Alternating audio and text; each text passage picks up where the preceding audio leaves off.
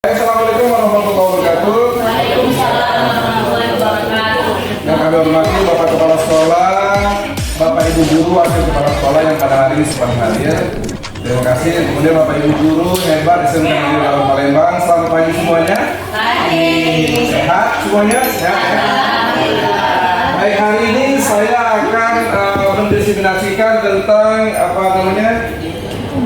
budaya positif sebagai aksi nyata dalam tugas modul 1.4 program guru pendidikan guru penggerak. Nah, sekarang kita lihat yang pertama adalah tentang disiplin positif dan nilai-nilai kebajikan. Kemudian disiplin positif adalah menurut Bapak Kiai Dewantara menciptakan siswa yang merdeka. Maka salah utamanya harus mempunyai disiplin yang kuat, yaitu disiplin diri yang berasal dari motivasi internal dari dalam diri. Jika tidak mempunyai motivasi internal, maka diperlukan motivasi eksternal dari orang lain untuk mendisiplinkan dirinya. Jadi disiplin itu datang dari diri dulu, dari dalam. Nah, untuk membantu menguatkan disiplin itu, maka butuh bantuan orang lain, pihak ketiga untuk mendisiplinkan diri kita. Nah, kemudian Bapak Ibu, selanjutnya tentang motivasi perilaku. Dalam budaya positif ada juga namanya motivasi perilaku, yaitu tujuan disiplin positif. Dari disiplin positif adalah untuk menanamkan motivasi kepada semua siswa agar mereka menjadi orang yang diinginkan dan menghargai diri sendiri dengan nilai-nilai yang mereka percaya. Motivasi ini berasal dari diri siswa itu sendiri atau internalnya dan dalam dirinya, sehingga akan berdampak jangka panjang dan tidak akan terpengaruh dengan adanya hukuman dan hadiah. Artinya disiplin itu bukan karena hadiah, bukan karena hukuman, tapi memang dari dalam dirinya ya, untuk menyadarkan dirinya sendiri.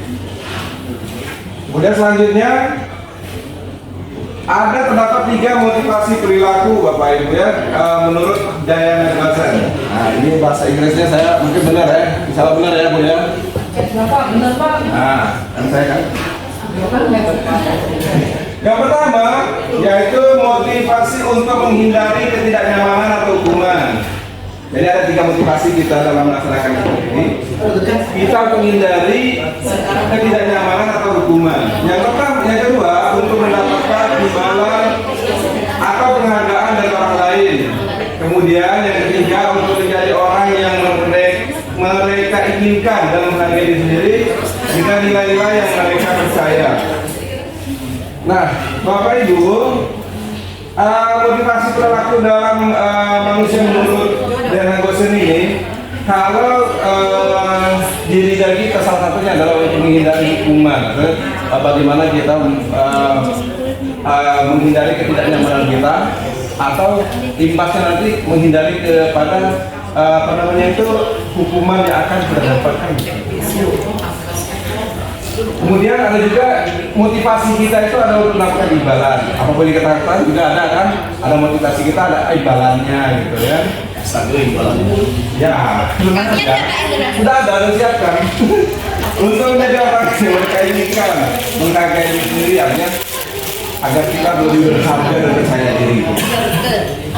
Kemudian selanjutnya ada keyakinan kelas. Nah, dalam proses keyakinan kelas ini nanti kita akan imbaskan kepada anak-anak kita di kelas pada saat kita mengajar Bapak Ibu. Nah, pada saat kita mengajar itu seharusnya selama ini kita tidak pernah melakukannya.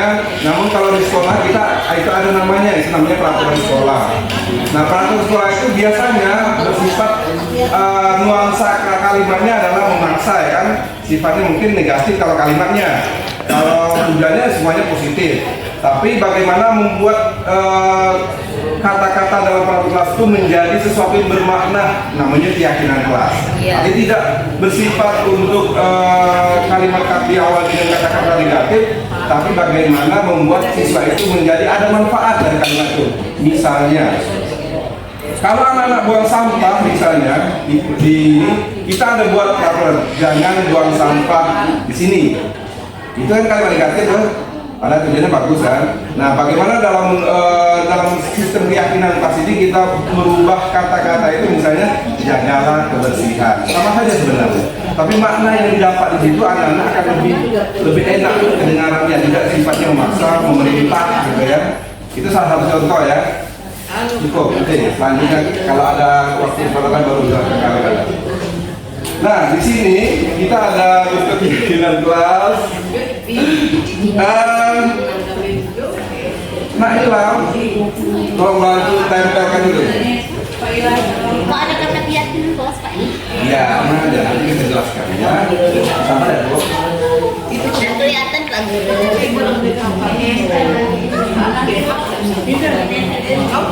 Kita mencoba diri kita dulu, mencoba membuat keyakinan kelas. Oke ya, coba ya.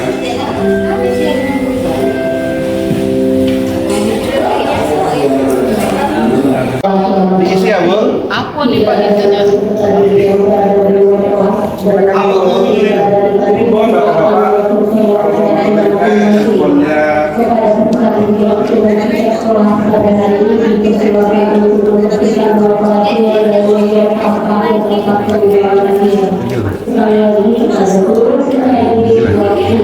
Ayo, Bu.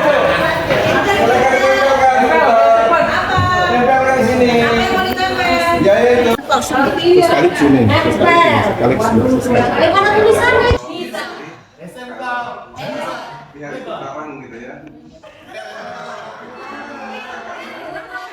Kelas yang bentuk keyakinan kelas yang kita lakukan dan bisa dipraktikkan di dalam kelas Bapak Ibu masing-masing semuanya. Karena dengan adanya keyakinan kelas maka ketika siswa melanggar maka dia akan kembali kepada keyakinan kelas mereka masing-masing. Sekarang kita lihat selanjutnya Bapak Ibu. Ini contoh yang sudah dilaksanakan oleh siswa bentuk keyakinan kelas. Ini contoh-contoh keyakinan kelas yang sudah dilaksanakan oleh siswa. Kemudian selanjutnya kebutuhan dasar manusia. Semua manusia itu ingin memenuhi kebutuhan dasarnya. Di antaranya kebutuhan dasar bertahan hidup, yaitu sandang, pangan, dan papan tentunya ya. Kemudian kebutuhan cinta kasih sayang. Tentunya Bapak Ibu butuh cinta dan kasih sayang dari siapapun juga itu. Kemudian kebutuhan kesenangan untuk merasa senang. Kita ini hidup cuma sekali, bahagia karena diri kita sendiri ya. Kemudian kebutuhan penguasaan, kebutuhan kemampuan ke atas kemampuan. Ya. Kemudian kebutuhan kebebasan, kebutuhan akan pilihan. Kemudian selanjutnya, nah ini adalah posisi kontrol guru. Posisi kontrol guru ini adalah bagaimana kita mengontrol siswa-siswa kita ketika dia bersalah, Bapak Ibu ya. Yang pertama adalah penghukum, kemudian yang kedua adalah pembuat bersalah, yang ketiga sebagai teman, yang keempat bisa kita berfungsi sebagai pemantau, kemudian yang kelima sebagai manajer. Nah sekarang bagaimana sebagai penghukum? Nah seperti sering kita lakukan bahwa setiap anak bersalah kita laksanakan hukuman, itu terbiasa. Makanya kita harus bagaimana menyikapinya, memposisikan diri kita mana yang terbaik. Kemudian membuat orang merasa bersalah. Rasa bersalah di sini misalnya kita sedikit mengeluh kepada anak-anak. Misalnya, kok terlambat lagi nak, nanti ibu kena tegur kepala sekolah, kan seperti itu. Kalau kamu masih sering terlambat, nanti bapak ditegur oleh kepala sekolah. Nah, gitu kan. Itu salah satu bentuk cara bertanya kepada anak-anak sebagai penghukum merasa bersalah gitu. Kemudian teman, memposisikan kita sebagai teman itu baik juga, tapi pada posisi-posisi tertentu. Pemantau ini dengan data-data. Guru ketika menghukum anak-anak, kita punya data. Kita masuk jam berapa? Sudah kesepakatan bersama, itu salah satunya. Kemudian yang paling bagus ini posisinya adalah sebagai manajer. Mengapa sebagai manajer? Karena sebagai manajer ini kita dengan anak-anak bersifat biasa, tidak terlalu resmi, tapi formal. Tapi kita mencarikan solusi buat anak-anak untuk menyelesaikan masalahnya sendiri. Kemudian selanjutnya segitiga restitusi. Nah, bapak-bapak, ibu-ibu, ini adalah bentuk segitiga restitusi. Kita melaksanakan kegiatan misalnya yang pertama adalah menstabilkan identitas. Kita bisa bilang kepada anak-anak, nah orang bersalah itu biasa, tidak ada orang yang sempurna, salah satunya seperti itu. Menstabilkan supaya dia menjadi tenang. Kemudian yang kedua, memvalidasi tindakan yang salah.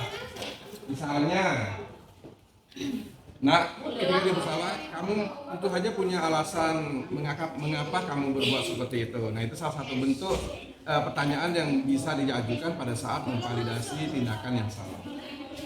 Kemudian yang ketiga adalah meyakinkan, menanyakan keyakinan. Nah, tadi kan kita sudah buat keyakinan kelas ya. Nah, setelah yang ketiga ini adalah aplikasi dari apa yang kita buat tadi. Nah, ketika anak bersalah, maka kita beritahu kepada anak-anak bahwa coba kamu lihat kembali keyakinan kelas kamu. Apakah kamu bisa kembali seperti yang diyakini dalam kelas yang dibuat secara bersama? Nah, seperti itu. Kemudian selanjutnya, Bapak Ibu, kita lihat untuk segitiga restitusi itu adalah yang terakhir. Maka kita sebagai guru bagaimana menerapkan baik itu posisi kontrol kita sebagai guru dalam mengawasi anak-anak ketika dia berbuat salah, dan tindakan yang kita lakukan adalah dengan cara yaitu segitiga restitusi yang seperti saya jelaskan tadi. Mungkin itu saja Bapak Ibu yang dapat saya sampaikan. Kalau ada yang bertanya, persilakan. Baik, terima kasih atas perhatiannya. Mohon maaf atas segala kekurangan. Billahi taufiq wal hidayah. Wassalamualaikum warahmatullahi wabarakatuh. Indonesia bergerak, Indonesia maju. Guru bergerak, Indonesia tetap maju. Assalamualaikum warahmatullahi wabarakatuh.